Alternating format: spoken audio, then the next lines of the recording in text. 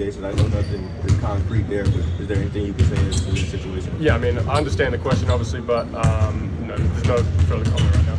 Mark, obviously the situation changed since we last talked to you with the NBA, saying that they were going to investigate the allegations online about Josh.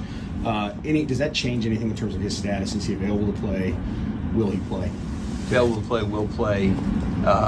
No change in status from a basketball standpoint. Still, I have no comment on anything else. And from a basketball, can you say what makes you comfortable with the decision for him to play now?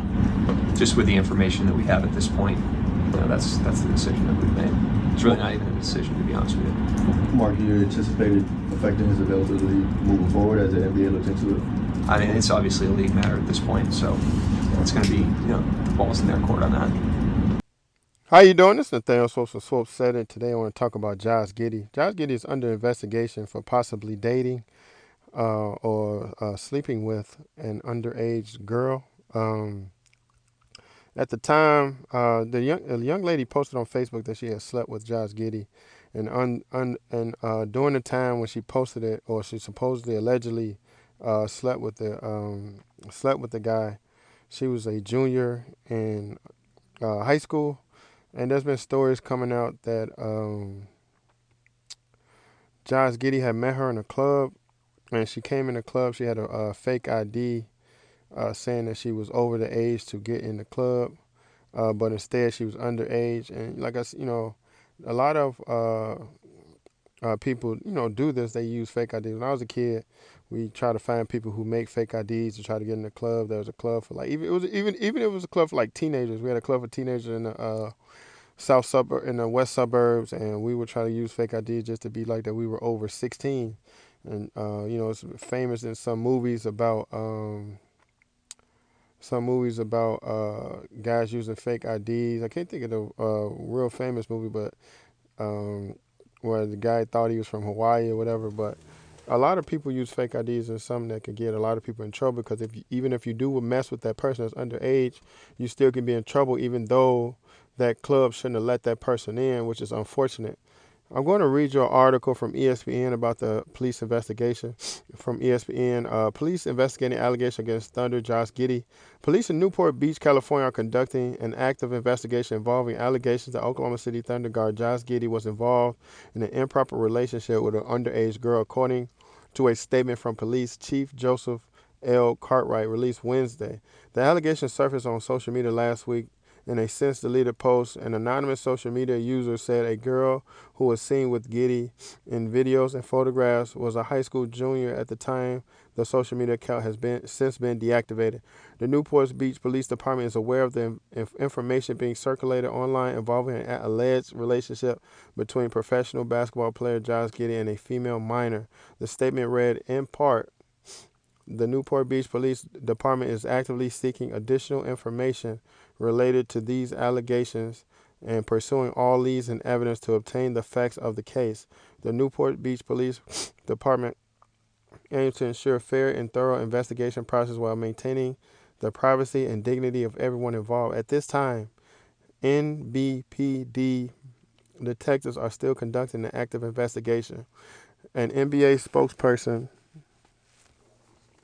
said Friday that the League of Office is also looking into the allegation. Giddey, 21, has declined comment about the allegations. Oklahoma City coach Mike D has referred to the allegations as a personal matter and declined to further comment, other than saying that the organization made a decision for Giddey to continue playing based on the facts the Thunder have. Giddey remained in the starting lineup for Oklahoma City's loss to Philadelphia 76ers and Minnesota Timberwolves. Since the allegations surfaced, he's averaging 12 points, 5 rebounds, and 4 assists, and the assist for the 11-6 Thunder on the season. Now, what came out as far as on Black Twitter on the African-American side of things, or the black side of things, a lot of former athletes were upset with Malika Andrews for her not reporting on this. Stephen A. Smith, not really. He says a few things, but not really reporting on this, because a lot of former athletes or African Americans feel that when something happens to a black man, if this was a black man, they will be quick to report on this, or Malika Andrews will be quick to talk down about black men and how bad black men are, or bad black men are in sports. Now, I believe this is true. When African Americans or blacks in general go through things, especially black men, ESPN is very quick to talk about it or respond on it. And as far as talking about, especially with the domestic disputes or things like that, now have they talked about a lot of domestic disputes where blacks, we don't know, but I've seen a lot of males who go through allegations and are immediately, like especially in the sports, are immediately suspended, whether it's college or NBA or NFL, they're immediately suspended even before the story comes out. Now, so this is unfortunate that with the Giddey situation that they haven't suspended him at least to see investigations are done, because I have seen a lot of African American athletes suspended even before they finish with the allegations or if to see if it's true.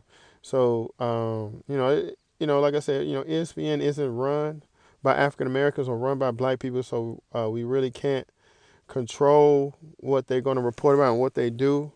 So even though Stephen A. Smith and Malika Andrews are powerful columnists or journalists, they still work for ESPN and have to talk about what ESPN allows them to talk about. Now, could Stephen A. Smith have talked about this on his podcast? Yes, but he hasn't really mentioned it. Malika Andrews, could she have talked about this more personally on a podcast or something? She could have, but she still works for ESPN on that matter. And on the other matter, I believe it's true. I believe that when a lot of situations happen with Caucasians or other people of different races, they are kind of slow to talk about it to find out if it's true or not. When situations happen with black males or really with black males mostly, not really the black female, but the black males, ESPN and other outlets are very quick to talk about situations dealing with African American males, whether they're true or not, even if it's just an allegation. It's immediately dropping in the news. It's immediately dropping local news, national news.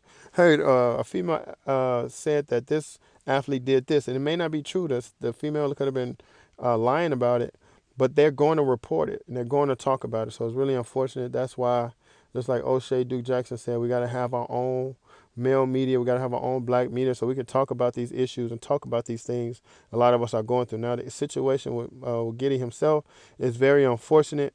But a lot of old school guys have told me, man, when you go into even place, if a female looks young, you got to check her ID and see, it's hard to see if it's real, but you got to check IDs yourself, know what her name is and things like that. I really feel like situations like this, that Josh Giddey should be able to sue the club. The fact that the club is allowing women underage into the club, I really believe he should be able to sue the club for the incident and what's going on, because it's very unfortunate because he did know that. If he did know the age, then he should be prosecuted, rightfully so, and possibly deported back to Australia. So, again, this is Nathaniel Swopes of Swopes signing out, and you all have a good one.